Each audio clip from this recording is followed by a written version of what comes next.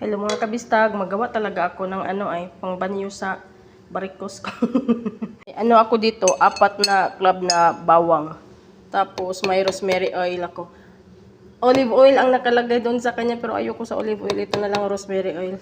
Tapos may black pepper ako. 1 kutsara daw na black pepper. Ganito. Lagay ko dito. Dik-dikin. Ilipat ko siya dito mga kabistag. Ito. Oh, yun. Ayan mga kabistag. Tapos na po ilagay ko na po dito.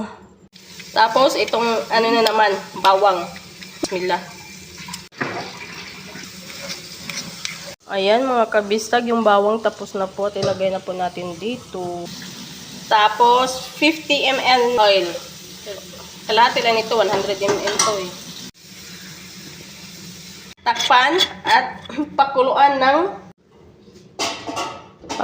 ko siya dito ng 10 minutes. Ayun mga kabistag, may katsa na ako dito. No? Try natin kung effective ba to. Ayan, naka 10 minutes na ako. No?